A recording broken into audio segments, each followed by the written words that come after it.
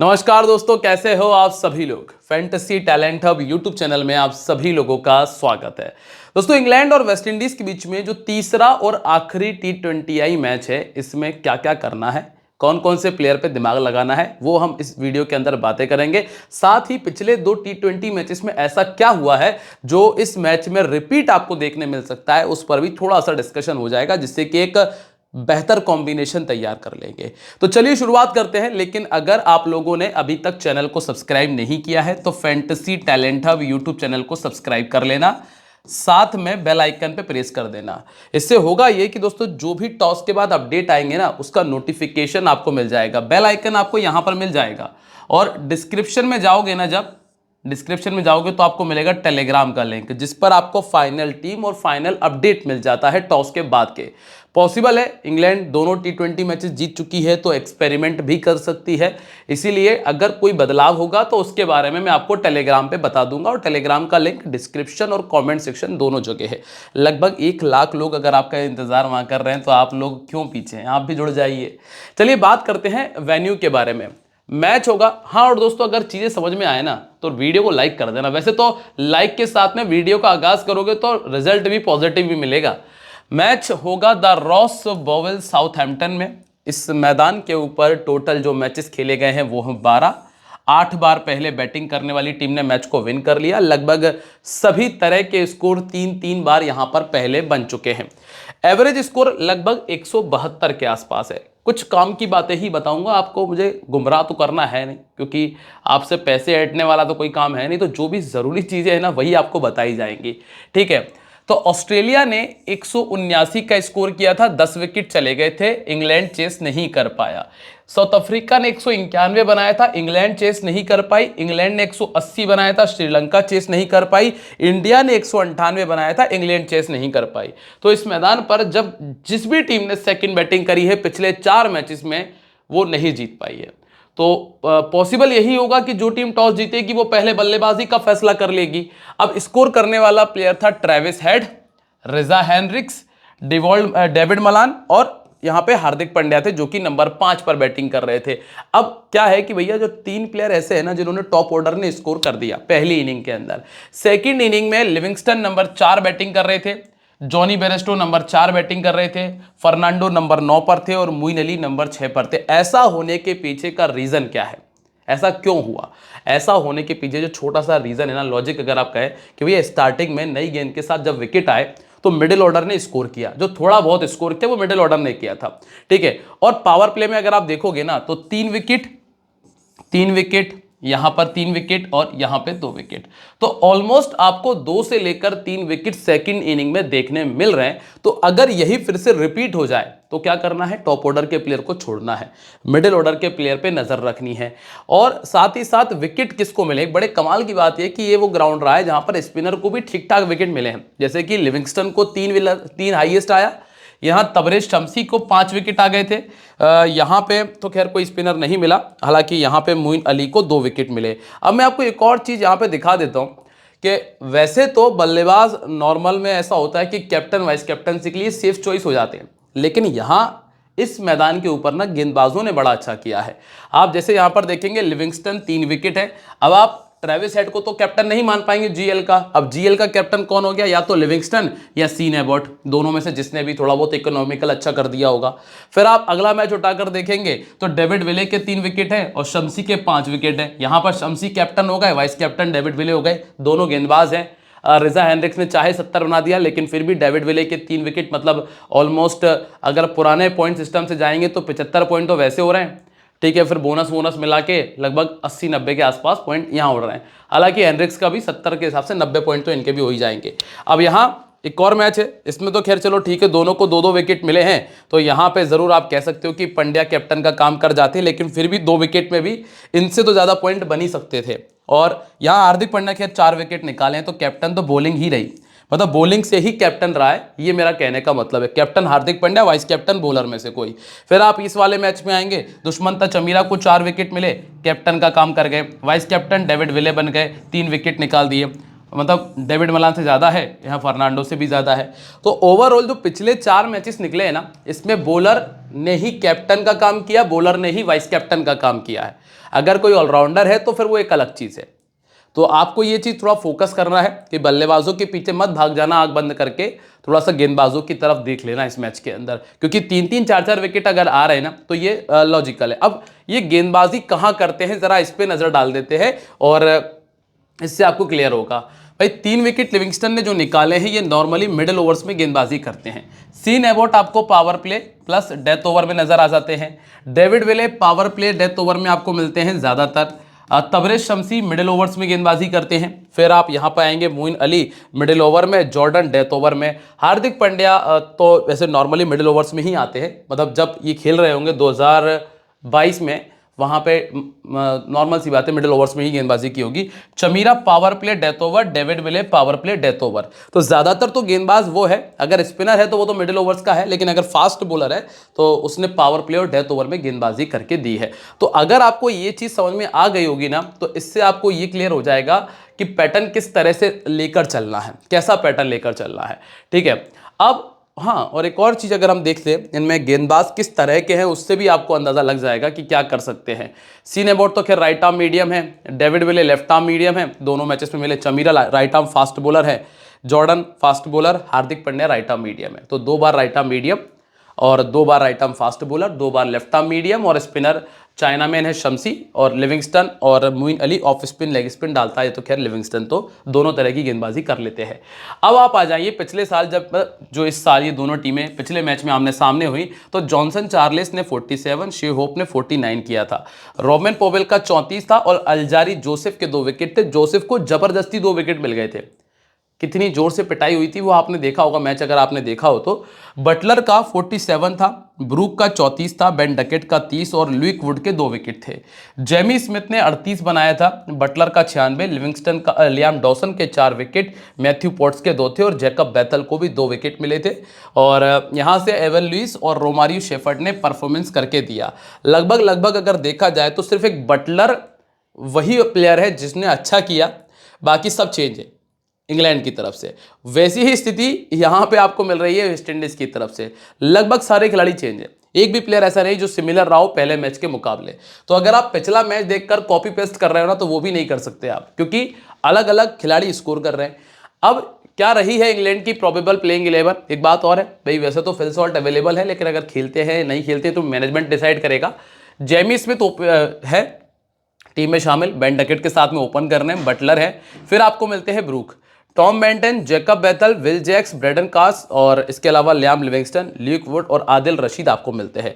Power play में ये 3 bowler आपको ज्यादातर गेंदबाजी करते हुए मिल जाएंगे, जिसमें ल्यूक वुड पहला ओवर, ब्रेडन कास दूसरा और एक ओवर डॉसन का मिल जाएगा। डेथ ओवर में आपको लगभग सभी के एक ओवर, और इस लास्ट में तो कार्स और ल्यूक वुड ही गेंदबाजी करने वाले हैं। पिछले मैच में आदिल रशीद से करा ली थी, छक्के पड़ गए थे, तो अब शायद नहीं कराएंगे। ठीक है, बटलर ने इस मैदान के ऊपर 6 मैच खेले हैं और रन बनाए 235 और 2 बार 50 से ऊपर का स्कोर है। टॉम बेंटन ने 3 मैच खेलकर सिर्फ 12 बनाया, हैरी ब्रूक ने 1 मैच खेलकर सिर्फ 28 बनाया, जैकब बैथल ने 2 रन और विल जैक्स ने 6 रन इस मैदान पे पहले बनाए हैं। लियाम डॉसन ने 2 पारी में 3 विकेट निकाले और आदिल रशीद को 7 विकेट पहले इस मैदान पे मिल चुके हैं और दोनों का 3-3 विकेट का हाईएस्ट है, जैसा कि हम उम्मीद कर भी रहे थे कि कैप्टन वाइस कैप्टन गेंदबाजों को ट्राई करने का। अब जेमी स्मिथ, क्या है स्थिति इनकी कि अंतर्राष्ट्रीय में 4 मैचेस खेले हैं, 70 रन बनाए हैं। अगर टीम पहले बैटिंग कर रही है ना तब तो आप इसको छोड़ सकते हो, ऐसी कोई दिक्कत वाली बात नहीं। अगर टीम पहले बैटिंग कर रही है फिर थोड़ा नीचे तक आ जाओ, जैसे ब्रूक है, बेंटन है। लेकिन अगर टीम सेकंड बैटिंग कर रही है फिर तो हम यही मान के चलेंगे कि वेस्ट इंडीज उतना बड़ा स्कोर ना कर पाए, ये आराम से चेस कर लें। अब चूंकि सेकंड बैटिंग में यहाँ पर हमने देखा है कि विकेट जा रहे हैं, तो मेरे हिसाब से अगर रिस्क लेना चाहते हो तो छोड़ सकते हो, रिस्क है। पावर प्ले में 2-2 3-3 विकेट गए हैं। ठीक है, नंबर 2 पर आपको मिलता है बेन डकेट। बेन डकेट एक ऐसा प्लेयर है जो 25-30 नॉर्मल में बना देता है, इसीलिए अगर आप ड्रीम टीम में देखना चाहते हो तो बेंटन आपके लिए ठीक ठाक प्लेयर है। 76% का इनका सिलेक्शन परसेंटेज है और पहले बैटिंग करते हुए 2 बार 50 से ऊपर का स्कोर किया। लेफ्ट आर्म मीडियम जरूर दिक्कत देता है, पर इस टीम के पास में अभी लेफ्ट आर्म मीडियम नहीं है। फिर आपको मिलते हैं बटलर, जिनको छोड़ा नहीं जा सकता है और स्मॉल लीग में तो कैप्टन भी यही रहेंगे लगभग सभी लोगों के। अगर आपके अगर आपने 50 कॉन्टेस्ट ज्वाइन करे ना तो 50 के 50 कॉन्टेस्ट में आपको बटलर ही आपको कैप्टन मिलने वाला है आपके ओपोनेंट के तौर पे। तो वो तो दिक्कत वाली बात नहीं है, चलेंगे तो सबके चलेंगे, नहीं चलेंगे तो किसी के नहीं चलेंगे। तो स्मॉल लीग में तो ये तो क्लियर हो गया। अब रही बात ग्रैंड लीग की, तो ग्रैंड लीग में हमने ऑप्शन निकाले हैं, गेंदबाजों को देखा है, तो कौन कौन से गेंदबाज बेटर ऑप्शन होंगे वो हम देख लेंगे। हाल फिलहाल में भाई 350 हैं, पहले बैटिंग करते हुए, सेकंड बैटिंग करते हुए 250 हैं, और रोमारियो शेफर्ड ने 2 बार आउट किया है। अकील हुसैन इनको 4 बार आउट कर चुके हैं, अकील हुसैन से बचना पड़ेगा इनको। जेसन होल्डर ने इनको 2 बार आउट कर दिया है। इसके बाद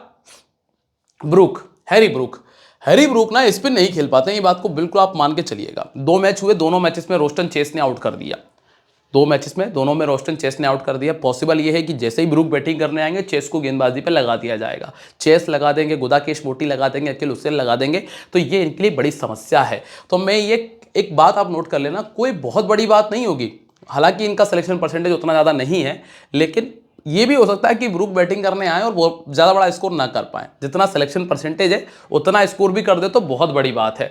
26 का बैटिंग एवरेज है, पहले बैटिंग करते हुए 50, सेकंड बैटिंग करते हुए 250 है। और मैंने आपको बताया भी था, हमने एक वीडियो में डिस्कस किया था, इंग्लैंड का ही ओडीआई वाला मैच था। मैंने आपको बताया था कि यार ये इसीलिए आईपीएल भी खेलने नहीं आया, क्योंकि ये एक्सपोज हो जाते कि स्पिन नहीं खेल पाते हैं। ये बहुत बड़ी दिक्कत है कि स्पिन नहीं खेल पाते हैं। हाँ, अगर स्टार्टिंग में फास्ट बॉलर को खेलकर पिच पर डट गए, या फिर दिन ज़्यादा अच्छा है, या फिर विकेट स्पिनर को बिल्कुल मदद नहीं कर रहा, तो एक अलग कंडीशन है, ठीक है, नहीं तो ये स्पिन नहीं खेल पाते। रोस्टन चेस ने 2 बार आउट कर दिया सिर्फ 5 गेंदों में, और जेसन होल्डर ने 10 गेंदों में 2 बार आउट किया हुआ है। तो ये प्लेयर ना प्योर रिस्की प्लेयर है आपके लिए। इसके बाद आते हैं टॉम बेंटन ने क्या किया, पिछले मैच में 24 का एवरेज था, 2 बार 50 से ऊपर का स्कोर है।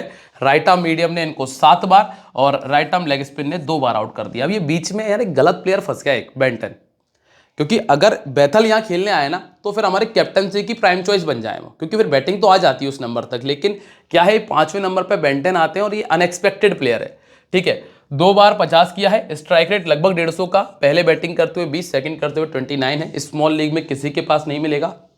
जीएल में आप जाओगे देखने तो जीएल में ये हो सकता है कि जो हम देख रहे हैं कि टॉप ऑर्डर नहीं चल रहा, मिडिल ऑर्डर स्कोर कर रहा है, तो उस स्थिति में आपके लिए काम आ सकता है।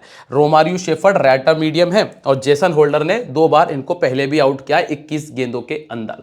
जैकब बैथल, मैं इस खिलाड़ी को नहीं छोड़ता हूँ, ये आपको पता ही है, जो भी मुझे फॉलो कर रहा है उन्हें पता है कि जब से इस बंदे ने लड़के ने खेलना शुरू किया है, ज़्यादा टाइम नहीं हुआ, 11 ही अंतर्राष्ट्रीय मैचेस खेले, जब से मैंने इसको खेलते हुए देखा है, मुझे इस खिलाड़ी का खेल पसंद आ गया, सीधी सी बात है। तो जैकब बैथल ना one of the my favourite player में ऐड हो चुका है। इसके अलावा मेरे सचिन पाजी हैं, सचिन सर जी हैं, और राहुल द्रविड़ को मैं बहुत ज़्यादा उनका क्रिकेट मुझे पसंद रहा है बचपन से। राहुल द्रविड़ है, उसमें एक नाम जैकब बैथल भी मेरी तरफ से ऐड हो चुका है। और एक जैक कालिस मुझे बहुत अच्छा लगता है। जैक कालिस साउथ अफ्रीका का प्लेयर, क्या शानदार बल्लेबाज, राइट हैंड था, ठीक है, और शानदार गेंदबाज, एक ऐसा ऑलराउंडर जिसने 10,000 रन भी बनाए, 300-400 विकेट भी निकाले, कमाल का प्लेयर है।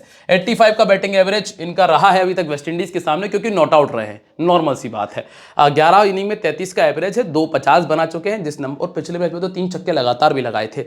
राइट आर्म मीडियम के सामने 4 बार आउट हो चुके हैं रोमारियो शेफर्ड, जेसन होल्डर। ये 2 गेंदबाज ना ऑलमोस्ट हर जगह फिट बैठ रहे हैं ये, ठीक है। विल जैक्स बैटिंग नहीं आ पा रही, इसलिए छोड़ रहा हूं, गेंदबाजी कर सकते हैं। लेग स्पिन के सामने 4 बार आउट हो चुके हैं।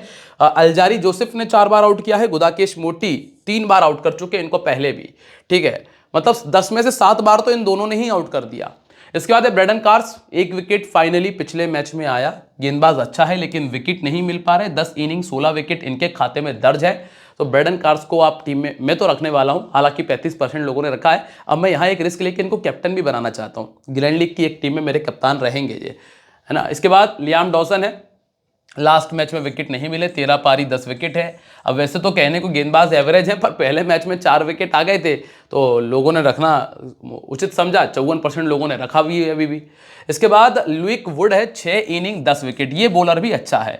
ब्रेडन कार्स और लुइक वुड, ये 2 बॉलर ऐसे है ना, इनको मत छोड़ना। कारण बताया क्या, अच्छा गेंदबाज, अगर विकेट नहीं मिल रहा तो भी वो अच्छा गेंदबाज है, उसको लेके चलना, क्योंकि चांसेस हैं कि जब वो विकेट निकालेगा वो बल्क में निकालता है। हालांकि इन्होंने पिछले मैच में भी 2 ही विकेट निकाले हैं, अच्छा गेंदबाजी की थी, और सबसे बड़ी बात इकोनॉमिकल थे, कुछ 15-17 रन दिए थे जब तक मैंने मैच देख रहा था, जब 2 विकेट आए थे इनको, ठीक है। आदिल रशीद 20 इनिंग में 26 विकेट इनके खाते में है, और अगर 3 विकेट इस मैदान पर संभावनाएं हैं अच्छी, तो आदिल रशीद की बहुत अच्छी संभावना है।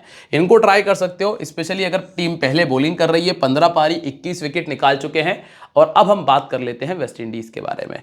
यहाँ तक अगर आपको चीज़ें समझ में आ गई हो तो आपके भाई को सपोर्ट करिएगा, मतलब मुझे, आपके भाई घर वाले भाई को नहीं, यहाँ वाले भाई को। तो लाइक, कमेंट और शेयर, इतनी 3 चीज़ें चाहिए। ये मान लेना कि यही हमारी फीस है, इसके अलावा आपसे कुछ डिमांड हम करते नहीं है। और शेयर कर देना और टेलीग्राम ज्वाइन करके रखना, ठीक है, जिससे कि मैं आपको लगातार मुलाकातें होती रहे हमारी। जॉनसन चार्ल्स, एवन लुइस और शे होप, ये 3 टॉप ऑर्डर के प्लेयर हैं। अब जिनमें से अगर आप बात करोगे ना, मेरा भरोसा इवन लुइस पे थोड़ा ज़्यादा ही रहता है, क्योंकि वो ऐसा प्लेयर है, वो कभी भी 60-70 बना देता, पता नहीं चलने देता। शेरफिन रदरफोर्ड है, रोमन पॉवेल है, Romario shepherd, holder, Roston Chase. अब बल्लेबाजी खत्म होने का नाम नहीं लेती है, यहाँ तक बल्लेबाजी कर लेते हैं, ठीक है। बाकी अल्जारी जोसेफ और गुदाकेश मोटी ऑप्शन यहाँ पे मौजूद है। नई गेंद के साथ में गेंदबाजी कौन कर रहा है? रोमारियो, होल्डर, अल्जारी और अकील हुसैन। अकील हुसैन कमाल कर सकते हैं, ध्यान रखना, इन पे थोड़ी नज़र रखना, ठीक है। इस मैदान पर इन्होंने मैच नहीं खेला, तो इनको छोड़ के आगे बढ़ते हैं और होल्डर चार्ल्स की बात करते हैं। क्या है भाई, बंदे का 25 का एवरेज है। खेलने का तरीका थोड़ा ऐसा है, लगता है कि अगली गेंद पर आउट हो जाएंगे, इसीलिए रिस्क नहीं ले पाते हैं इन पर। 150, 100 बना चुके हैं अपने पिछले 28 T20 अंतर्राष्ट्रीय मैचेस में। लास्ट मैच में 47 किया। सेकंड बैटिंग करते हुए 150, पहले बैटिंग करते हुए 100 है। ऑर्थोडॉक्स गेंदबाजी ने इनको 2 बार पहले भी आउट किया है। लियाम डॉसन इस तरह की गेंदबाजी करते हैं और इसीलिए इनसे पावर प्ले में गेंदबाजी भी कराई गई। इसके बाद इवन लुइस पहली गेंद पर आउट हो गए थे पिछले मैच के अंदर, हमारे वाइस कैप्टन थे। बड़ा दुख हुआ मुझे यह पहली गेंद देखकर ही कि क्या हो गया, ऐसे दुख का भार टूट पड़ा था मुझ पे। 25 का बैटिंग एवरेज है कि जिस खिलाड़ी पर रिस्क लिया वो पहली गेंद पर ही आउट हो गया। पहली गेंद पर आउट होना दोस्तों बैड लक कह सकता हूं मैं। 450 है इनके सेकंड बैटिंग करते हुए, पर ये खिलाड़ी फिर भी एक अच्छा ऑप्शन है। पहले बैटिंग करते हुए इसका एवरेज 18 का है। अगली बार ध्यान रखूंगा, ये गलती कर दी थी मैंने। सेकंड बैटिंग करते हुए वाइस कैप्टन बनाऊंगा अगर करूंगा तो। राइट आर्म ऑफ स्पिन के सामने 5 बार, लेग स्पिन के सामने 5 बार आउट हो चुके हैं। आदिल रशीद हैं और विल जैक्स यहां पर हैं जो कि इस तरह की गेंदबाजी करते हैं। इसके बाद आता है शे होप। शे होप सेकंड बैटिंग करते हुए 350 हैं, पहले बैटिंग करते हुए 50 नहीं आया। पिछले मैच में काफी क्लोज थे पर आ नहीं पाया। 30 का एवरेज, 3 बार 50 से ऊपर का स्कोर। लेग स्पिन के सामने 9 बार आउट हो चुके हैं। आदिल रशीद इस तरह के गेंदबाज हैं और पहले भी 3 बार आउट कर चुके हैं। ट्राई कर लेना इस मैच में रशीद को वाइस कैप्टन। बहुत कम लोगों ने टीम में रखा है और बहुत कम लोग तो वाइस कैप्टन बनाएंगे। अब आप सोच ही लीजिए कि वैसे ही तो कुछ 15-20% लोगों ने रखा है, उसमें से भी कुछ 0 कुछ% लोगों ने कैप्टन बनाया है, तो समझ लीजिएगा ये फायदेमंद हो सकता है। रशीद को ट्राई कर लेना। शेरफिन रदरफोर्ड दोनों मैचेस में फ्लॉप रहे। 2 बार 50 से ऊपर का स्कोर पहले बैटिंग करते हुए किया है, सेकंड बैटिंग करते हुए फ्लॉप रहे और लेग स्पिन के सामने 4 बार आउट हो चुके हैं। आईपीएल से निकल नहीं पा रहे हैं बाहर। अब पहली गेंद पे बल्ला चला रहे हैं। आईपीएल की विकेट फ्लैट थी, ग्राउंड छोटे थे, छक्के हो जा रहे थे। अब हो ये रहा है कि आते ही बल्ला चलाते ग्राउंड के अंदर झिल जा रहे हैं। इनको समझना पड़ेगा कि आईपीएल नहीं चल रहा है भाई। 75 मीटर की बाउंड्री है, पहली गेंद पर ही बाहर नहीं कर पाओगे। 2 बार आउट हो चुके हैं आदिल रशीद के सामने। ठीक, अगर समझकर खेलेंगे तो अच्छा प्लेयर है वो रदरफोर्ड, ठीक है, ट्राई करना ग्रैंड लीग में। रोमन पॉवेल चाहे कितना भी स्कोर कर दे, लेकिन समस्या बस यही है कि जो बैटिंग डाउन है इनका, वो वहां पर भरोसा किया ही नहीं जा सकता। इसीलिए ये खिलाड़ी मेरी टीम में जगह नहीं बनाएगा, ठीक है। राइट आर्म ऑफ स्पिन के सामने 4 बार आउट हो चुके हैं विल जैक, और आदिल रशीद ने 3 बार आउट कर दिया। 2-2 50 दोनों इनिंग्स में किए हैं। पहले बैटिंग करते हुए भी है 30 का एवरेज, सेकंड बैटिंग करते हुए 25 का एवरेज है। इसके बाद है रोमारियो शेफर्ड। ये टीम में कंफर्म है क्योंकि बॉलिंग भी कर रहा है, डेथ ओवर में भी आ रहा है, पावर प्ले में भी आ रहा है, बैटिंग आ ही जाती है, इसीलिए ये खिलाड़ी कंफर्म है। और तो और वाइस कैप्टन भी है स्मॉल लीग का, क्योंकि बैटिंग बॉलिंग दोनों का एक अच्छा कॉम्बिनेशन है। इसके बाद रोस्टन चेस। अब कहने को तो बहुत अच्छा खिलाड़ी है, यही समस्या है जो मैंने पहली वीडियो में बताई भी थी आपको। दिक्कत इनके साथ में है कि जब टीम पहले बैटिंग कर रही है तो इनकी बैटिंग नहीं आती है, इनको नीचे फेंक दिया जाता है। कई बार ऐसा आप देखोगे, सेकंड बैटिंग में बैटिंग आ जाती है। तो यहां पे ये चीज ध्यान रखना कि अगर टीम सेकंड बैटिंग कर रही है तो रख लो, अगर टीम पहले बैटिंग कर रही है तो मत रखो, सीधी सी बात है। क्योंकि सेकंड बैटिंग में ये होता है कि टीम को एक स्कोर सामने होता है और बाद में अटैकिंग प्लेयर रखने की वजह से स्टार्टिंग में इनको भेज दिया जाता है। तो रोस्टन चेस सेकंड बैटिंग में फायदेमंद ज़्यादा है जो मैंने अभी तक देखा है। हालांकि 250 इन्होंने पहले बैटिंग करते हुए किए हैं, लेकिन इनका इस्तेमाल उतना होता नहीं है, ठीक है। लेग स्पिन के सामने 2 बार आउट हुए हैं, गेंदबाजी कर रहे हैं। दोनों मैचेस में 1-1 विकेट आया और वो दोनों मैचेस में विकेट किसका था? ब्रूक का। इसके बाद है जैसन होल्डर। पहले गेंदबाजी करते हुए रखने में फायदा रहेगा, क्योंकि 21 इनिंग में 26 विकेट निकाले हैं। सेकंड इनिंग में मत रखना, पहली इनिंग में रख लीजिएगा। इसके बाद अकील हुसैन, ये सेकंड इनिंग के लिए बहुत अच्छा ऑप्शन है। 13 इनिंग में 18 विकेट इनके पास में। अगर वेस्टइंडीज पहले बॉलिंग कर रही है, सेकंड इनिंग के लिए आप इनको ट्राई कर सकते हो। इसके बाद अलजारी जोसेफ है, 29 में 41 विकेट है। पहली इनिंग में 15 में 19, सेकंड इनिंग में 22 विकेट है। अभी वैसे तो गेंदबाज बहुत अच्छा है, लेकिन यहां उस तरह की लय नजर आई नहीं है, तो ये 50-50 वाला चांस है और 50% लोगों ने ही टीम में रखा हुआ भी है। इसके बाद गुदाकेश मोटी, 30 इनिंग 31 विकेट है। इंग्लैंड के सामने ज्यादा विकेट आए नहीं हैं अभी तक। और अब बात करते हैं कैप्टन वाइस कैप्टनसी के बारे में। बटलर, रोमारियो शेफर्ड और जैकब बेथल, ये 3 अच्छे ऑप्शन हैं आपके लिए स्मॉल लीग के कैप्टन वाइस कैप्टनसी के लिए। लेकिन अगर आप जीएल की तरफ देखना चाहते हो तो ये unexpected player Brook, unexpected player Lewis और ब्रेडन कार्स, क्योंकि 2 मैचेस में फ्लॉप हैं जबकि प्लेयर बहुत अच्छे हैं, इसलिए इनको लेके चल रहा हूं। और एक आदिल रशीद को भी लिख लेना, वैसे तो अकील हुसैन को भी लिख लेना। आदिल रशीद और अकील हुसैन 2 डिफरेंशियल हैं रिकॉर्ड के बेसिस पे। अब क्या कहता है टीम कॉम्बिनेशन? बटलर हमारा कप्तान है, वाइस कैप्टन रोमारियो शेफर्ड है, जो कि स्मॉल लीग में अधिकतर लोगों के रहेंगे। इसके बाद शे होप, जेमी स्मिथ हैं, Jacob Bethell, Ben Duckett, Evin Lewis, Liam Dawson, Holder Wood और ब्रेडन कार्स को हमने टीम में जगह दी है। अब अगर कोई भी हेरफेर होगा ना तो वो मैं आपको टेलीग्राम पे बता दूंगा। तो अगर आप लोग टेलीग्राम पे नहीं हो तो ज्वाइन कर लो, लिंक जो है वो मैंने डिस्क्रिप्शन में भी दिया है, कमेंट सेक्शन में भी रखा हुआ है। और साथ ही साथ दोस्तों ध्यान में रखिएगा, this game may be habit forming और financially risky, so please play responsibly. मिलते रहेंगे दोस्तों आप लोगों से अपनी अगली वीडियो में, तब तक के लिए बाय, जय हिंद, जय महाकाल।